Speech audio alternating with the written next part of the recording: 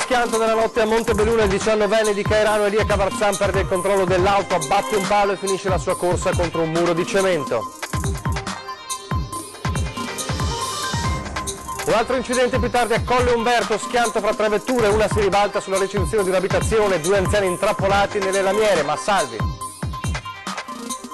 L'uomo gremito stamane per il funerale di Carlo Benetton, vertice del mondo istituzionale e industriale, ma anche gente comune, il dolore dei fratelli Luciano, Gilberto e Giuliana, il feretro portato dai giocatori del rugby, la lettera delle nipotine. Nei prossimi giorni l'arrivo del nuovo prefetto Maria Rosaria Laganai, il sindaco Conte torna sul caso droga e migranti sollevato dalla maxi retata di Mestre, chiederò maggiore attenzione ai controlli della ex Serena. 73enne di Martellago, macellaia in pensione, muore a causa del morbo della mucca patta, lottava da 3 anni contro una terribile malattia, fino agli anni 90 aveva lavorato a Mogliano.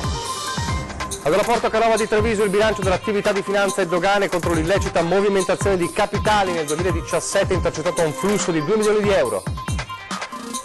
Ritirati alcuni lotti perché potenzialmente pericolosi di uno dei farmaci più diffusi per chi soffre di cuore e di pressione alta, il Valsartan, apprensione tra gli anziani e il consiglio del medico su come comportarsi. Dal 19 luglio al 5 agosto ritorno di Suoni di Marca, sul palco tanti artisti da Morciba, Gianluca Grignani, da Red Canzian a Diodato. Telespettatori di Antena 3, buonasera e ben trovati con l'edizione trevigiana dei nostri telegiornali che si apre, l'avete visto e sentito dai titoli con la cronaca e che purtroppo ancora con il racconto di un tragico incidente stradale nella Marca trevigiana e di un'altra giovanissima vita spezzata.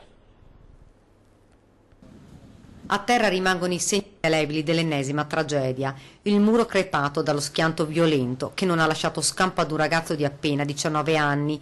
Elia Cavarzan di Cairano San Marco era alla guida della sua Volkswagen Polo, stava viaggiando da Barcon di Vedelago in direzione Montebelluna quando, per cause ancora da accertare, ha perso il controllo della macchina.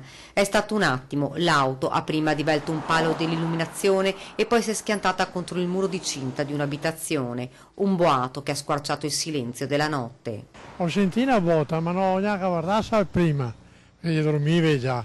Dopo si è reso conto? E dopo, quando ho sentito un po' di confusione qua e là, e ora sono venuto a vedere e ho visto che era la macchina già su per là.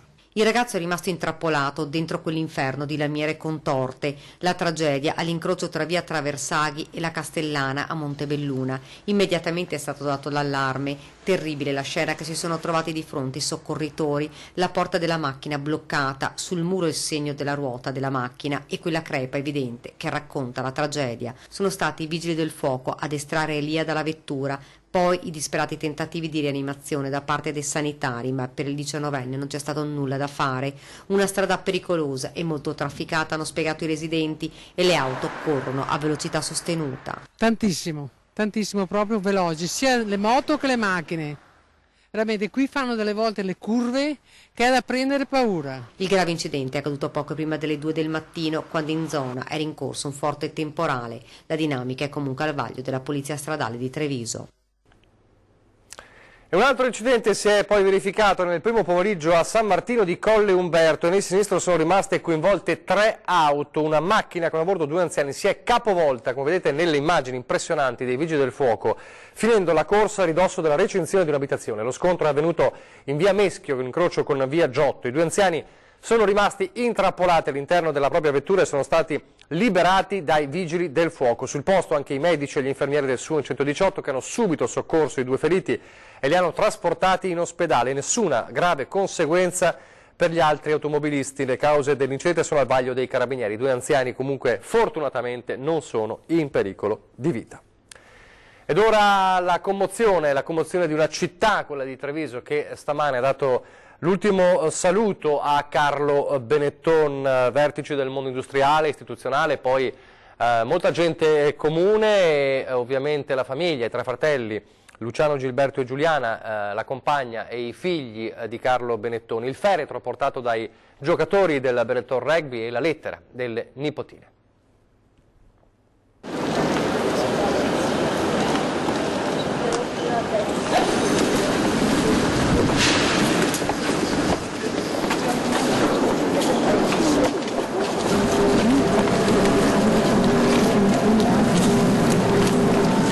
C'è la Treviso dai suoi 1000 volti per l'addio a Carlo Benetton.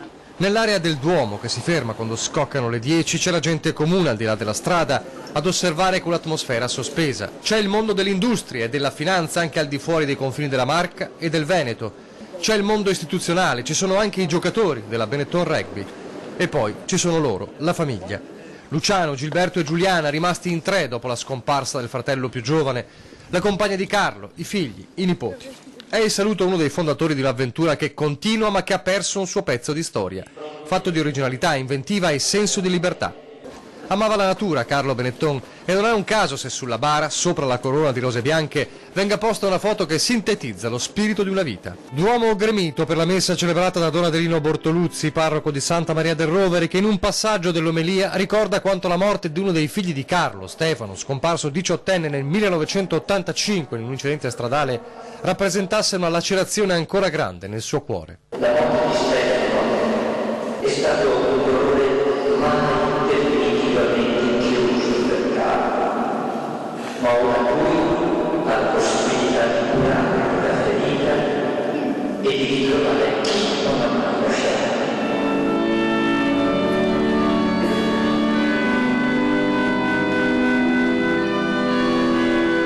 Poi sull'altare salgono anche le nipoti, per un commosso ricordo. Sei sempre il nostro salmo, abbiamo amato la tua storia con te, anche quando ci stringevi aule italiane senza neanche darci l'acqua. All'uscita sono i giocatori della Benetton Rugby a portare a spalla il feretro.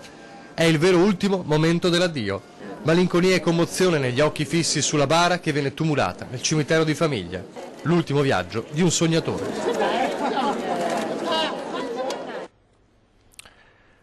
Adesso lasciamo i funerali, l'addio a Carlo Benetton e torniamo a parlare di sicurezza. È atteso nei prossimi giorni l'arrivo a Treviso del nuovo prefetto Maria Rosaria Laganà, che il sindaco Mario Conte vuole incontrare al più presto ed è tornato a parlare oggi della questione droga e migranti. Io spero che il nuovo prefetto continui con le ultime azioni che anche il prefetto Laura Lega ha fatto, che sono indirizzate verso delle politiche legate alla sicurezza dei cittadini. Nei giorni caldi del blitz di polizia contro droga e criminalità, e si è scoperto che uno dei protagonisti della rete dello spaccio aveva usato come base l'ex caserma Serena di Treviso, il sindaco Mario Conte attende con fiducia l'arrivo alla prefettura del nuovo prefetto Maria Rosaria Laganà, proveniente da Pordenone, al posto di Laura Lega, che a giorni lascerà Treviso per Firenze. Chiederò immediatamente di incontrarla, illustrerò le problematiche che riscontriamo quotidianamente nei territori e porterò anche le istanze dei cittadini che lamentano poca sicurezza e poi la forte presenza di accattoni, del racket dell'accattonaggio legato ai CER dei supermercati e poi questo fenomeno ormai dilagante dello spaccio di droga che deve essere assolutamente arginato. Stretta delle misure di controllo che deve partire proprio dall'ex caserma Serena, dentro e fuori il suo perimetro. La Serena era centro di taglio, di conservazione e di spaccio di droghe anche pesanti. Questo è grave e a noi non sta bene. Cosa faremo? Continuiamo a sollecitare, certo non è il comune che può fare dei controlli, a sollecitare ulteriormente le forze di polizia a far controlli, a controllare veramente capillarmente quello che avviene in questi centri, perché oltre al problema della droga ci sono altri comportamenti delittuosi, di violenza più o meno grave verso tra loro stessi, quindi questo ci preoccupa e noi cercheremo veramente di porre fine gradualmente, se non al più presto, a questo problema.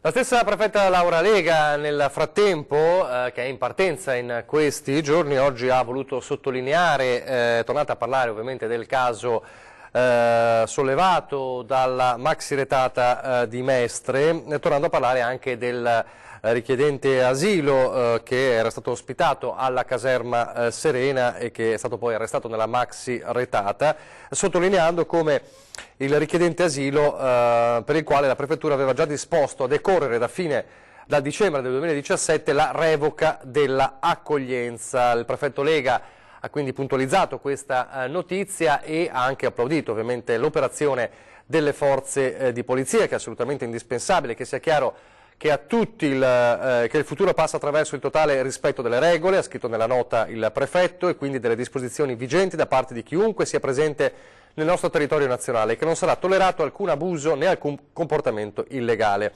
In questa direzione la Prefettura di Treviso, scrive il prefetto Laura Lega, ha operato da sempre con intransigenza anche nella gestione dell'accoglienza, esigendo in primis dagli enti gestori massimo controllo e applicando ai richiedenti asilo inflessibilità nella valutazione dei comportamenti. Ho disposto, come ampiamente reso noto da tempo, continua, costanti controlli da parte delle forze di polizia, da parte dell'Ispettorato del Lavoro, anche per intercettare situazioni di irregolarità lavorativa all'interno e all'esterno dei centri. Questa la puntualizzazione del prefetto Laura Lega. Restiamo in città perché abbiamo visto il sindaco Mario Conte che nel pomeriggio di oggi nel frattempo ha incontrato per un primo incontro, un primo dialogo le associazioni di categoria della città nel pomeriggio a Casugane, quindi anche un primo incontro con i commercianti, anche se i veri primi incontri con i commercianti arriveranno nelle prossime settimane, e fa discutere la notizia del smantellamento del piano di riapertura delle zone con le ZTL, una notizia che come sapete avevamo anticipato per primi quando il vice sindaco De Checchi era stato ospite a 20:10 martedì scorso, parlando proprio dei primi provvedimenti sulle ZTL. Allora riascoltiamo quanto ha detto martedì nei nostri studi il vice sindaco De Checchi sulle riaperture. Rivedere completamente la politica dei varchi, riaprirli, partiremo a breve con il Ponte San Francesco, quindi a breve riapriremo Ponte San Francesco, molto rapidamente, quindi non escludo che per la fine di luglio possa essere già riaperto. Dopo Ponte San Francesco vi saranno le ulteriori riaperture, quindi andremo a chiudere sostanzialmente le telecamere. Il tema vero sarà capire se o come tenere aperti in determinati momenti o in determinate ore le telecamere, cioè creare una città che sia assolutamente vivibile, che possa in qualche modo garantire la piacevolezza di un evento, ma che la piacevolezza di un evento, la piacevolezza della frequentazione non diventi un ostacolo alla frequentazione della città. Queste le parole di martedì scorso del vice sindaco e assessore all'attività produttiva Andrea De Checchi, che ha poi lanciato anche il concetto di cabine di regia permanente, che sarà un altro strumento nuovo della nuova amministrazione di Treviso. Torniamo alla cronaca adesso con la morte all'ospedale di Milano di Sergio Fusaro, 73enne di Martellago, che da 3 anni lottava contro il morbo della mucca pazza. Fusaro aveva gestito fino agli anni 90 una macelleria a Marocco di Mogliano, in seguito aveva lavorato con la stessa mansione in alcuni supermercati della zona. Come ricorda la moglie, al momento della diagnosi i medici le avevano dato al massimo 1 anno di vita, invece a dispetto delle previsioni e grazie alla sua tenacia è riuscito a vivere più di 3 anni mantenendosi a lungo semi-autosufficiente. Nonostante una possibile contaminazione dovuta alla carne bovina non si è mai avuta la certezza di come Fusaro abbia contratto la malattia e per questo motivo l'unità operativa dell'ospedale è stata autorizzata a eseguire una attenta autopsia anche per accertare questa vicenda. Ancora la cronaca, stavolta la Guardia di Finanza e i controlli, in particolare con l'Agenzia delle Dogane all'aeroporto di Treviso. I dati parlano chiaro, si è chiusa positivamente l'attività svolta dalle Fiamme Gialle di Treviso e dai funzionari dell'Agenzia delle Dogane e dei Monopoli all'aeroporto Canova. Nel corso del 2017 il flusso illecito di denaro complessivamente intercettato è stato di circa 2 milioni di euro.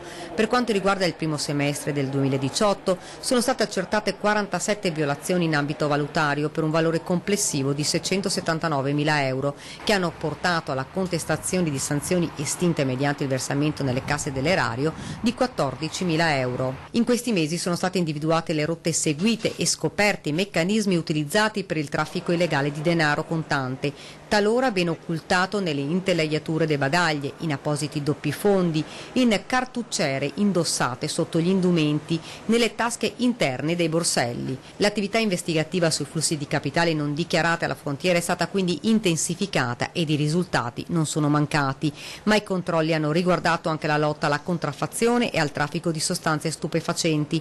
Grazie all'ausilio di 2 unità cinofile della Guardia di Finanza è stato scoperto e sequestrato un considerevole quantitativo di hashish e marijuana detenuto per uso personale. Segnalate alle autorità competenti 19 passeggeri di diversa nazionalità.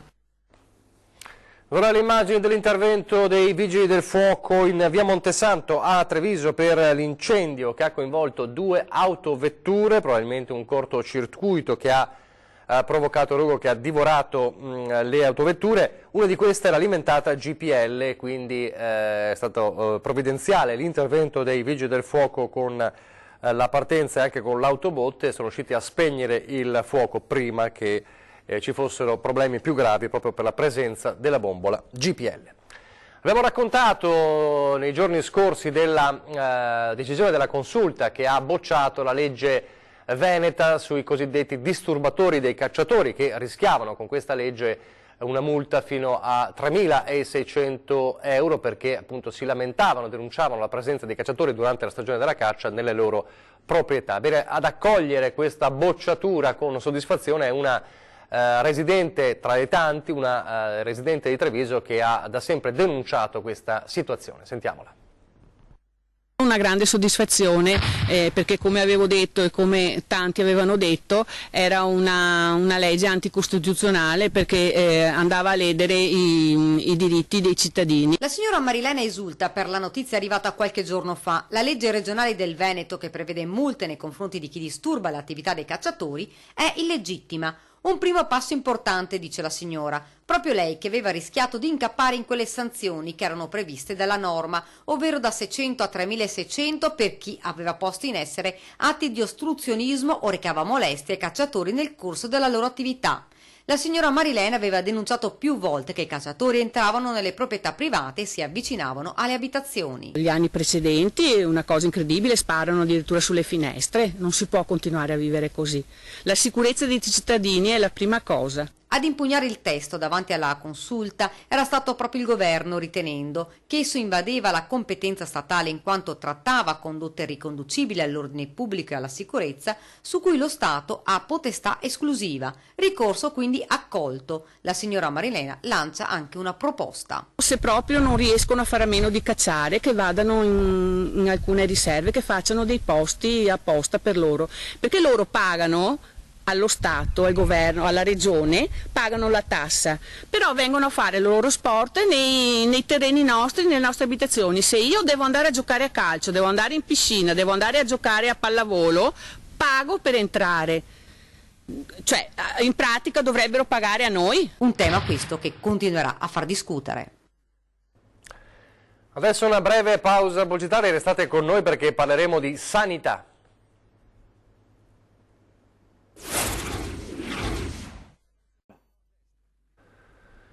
Rieccoci in studio in diretta il telegiornale di Treviso. Dunque, sanità, dicevamo, una notizia che interessa particolarmente chi soffre di cuore o di pressione alta, perché sono stati ritirati alcuni lotti considerati potenzialmente pericolosi di uno dei farmaci più diffusi per chi soffre di cuore appunto di pressione, cioè il Valsartan. C'è apprensione ovviamente tra i pazienti, che sono molti anziani, di questo farmaco. Allora abbiamo sentito anche un medico per capire come ci si deve regolare.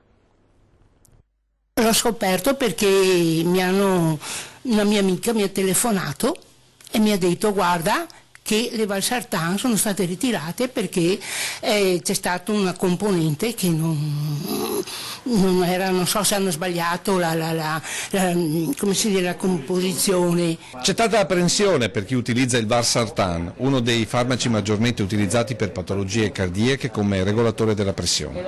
Un'intera partita risulta potenzialmente pericolosa per l'uomo. È stato visto che la casa farmaceutica cinese che produce il principio attivo che poi vende e distribuisce a tutte queste alle case produttrici è contaminato con una sostanza che si chiama nitrosodidilmetilamina, NDMA, che in modelli animali è risultato essere cancerogeno. Va subito sottolineato al momento solo su esperimenti animali e solo per dei lotti. I lotti delle case produttrici di questo farmaco sono stati ritirati dal commercio. Ciò implica circa 700 lotti di varie case farmaceutiche. La comunicazione però evidentemente non è arrivata a tutti i pazienti che per decenni hanno assunto il Valsartan e che ora si chiedono. Io non sono predisposta, non ho parenti che hanno avuto queste cose, però prendendo da 8 anni non lo so l'effetto che mi faranno. Senta, ma quindi queste pastiglie adesso cosa fa? E niente, buttate, gettate immediatamente. Il mio consiglio è, se voi avete qualsiasi preparato che contiene valsartan a casa, recatevi dalla farmacia dove è stato venduto il farmaco e il farmacista provvederà a controllare se appartiene a uno di quei 700 prodotti che sono stati ritirati, e nel caso ve lo ritirerà. E sui timori di possibili patologie tumorali il professor Agostini risponde. Erano solo questi lotti contaminati, quindi possono continuare a prendere il valsartan tranquillamente se non appartiene a questi lotti perché non è contaminato, possono continuare a prendere farmaci analoghi al valsartan, certo su prescrizione del loro medico curante che eventualmente modificherà il farmaco e ne darà un altro analogo, ce ne sono moltissimi in commercio. Ancora sanità per parlare di cataratta, che non è evidentemente più soltanto un problema per gli anziani, lo confermano i dati degli specialisti.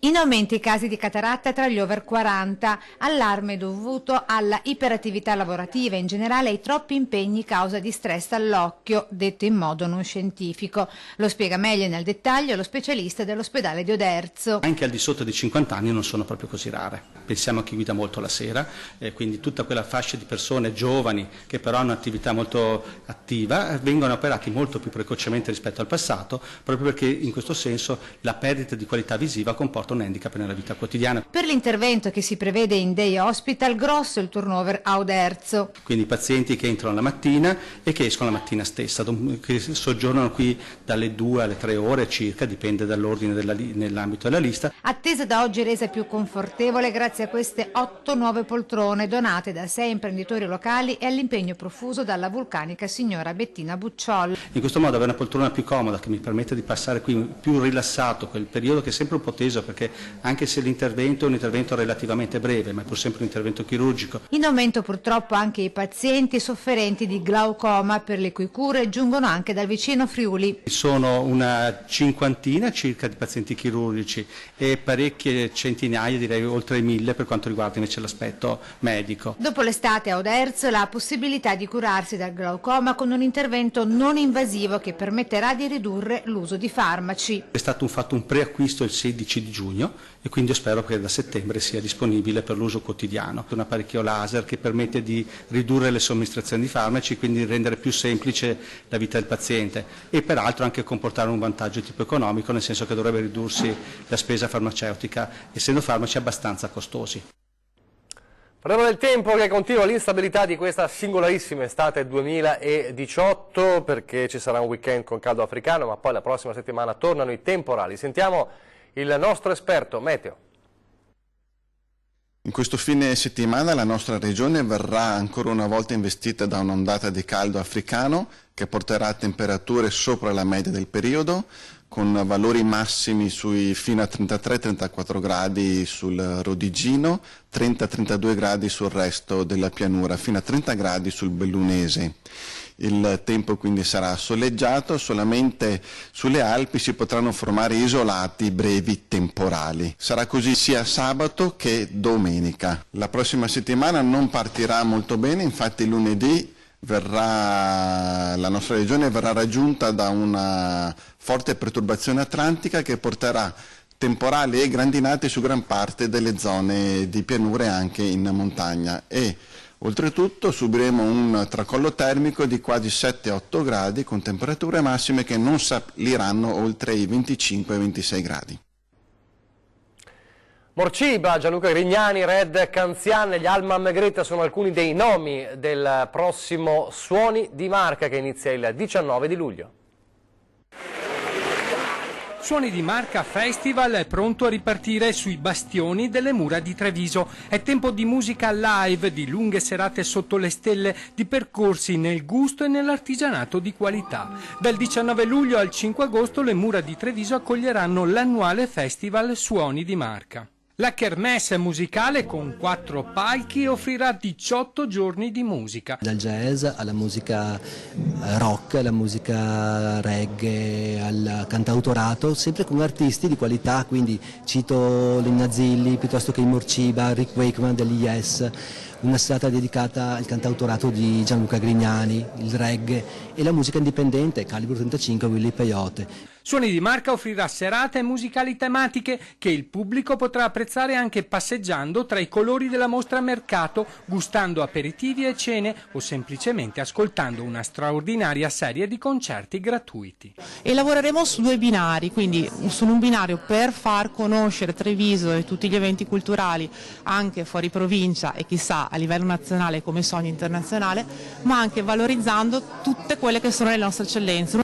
Il festival quest'anno avrà un'attenzione particolare per la quiete pubblica, visto che con le scorse edizioni i residenti si erano lamentati per il volume troppo alto della musica. Dopo tanti anni sono state trovate delle soluzioni abbassando il livello dei decibel, creando delle barriere per quanto riguarda la musica nei palchi secondari, riducendo il palco centrale prima della mezzanotte, quindi la chiusura, per cui i volumi davvero sono molto contenuti. Il muro di Via Anelli, il simbolo del degrado di Padova, che verrà abbattuto, così ha promesso l'amministrazione. Allora ne parliamo proprio con chi ha lanciato questa promessa, ovvero l'assessore ai lavori pubblici di Padova, Andrea Michalizzi, questa sera ospite di Antenna 3 di 20 ai 10 proprio per parlare del muro di Via Anelli. Ed è davvero tutto, vi lascio alle previsioni del tempo, grazie per averci seguito, arrivederci.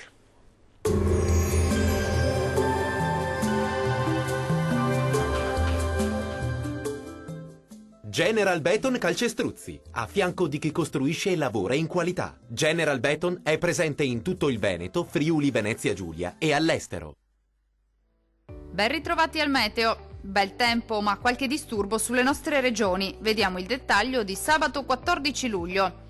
Sul Veneto sarà bel tempo nella prima parte della giornata, con ampio soleggiamento un po' su tutti i settori. Dal pomeriggio si accenderà l'instabilità sui rilievi del Bellunese, con qualche rovescio temporale, sempre buono invece altrove.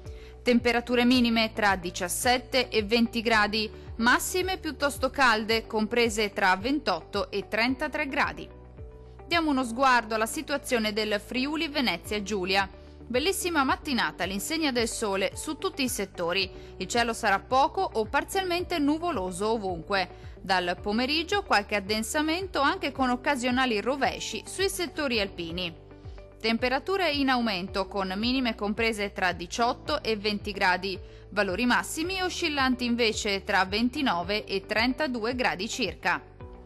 Vediamo infine la situazione del Trentino Alto Adige. Bel tempo su tutta la nostra regione, specie al mattino. Col passare delle ore si accenderà l'instabilità, con temporali sparsi ma piuttosto frequenti, possibili soprattutto sui settori alpini di confine.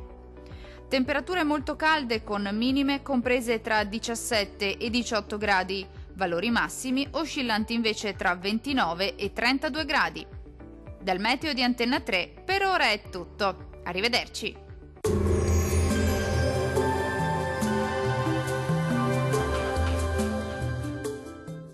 General Beton Calcestruzzi, a fianco di chi costruisce e lavora in qualità. General Beton è presente in tutto il Veneto, Friuli, Venezia Giulia e all'estero.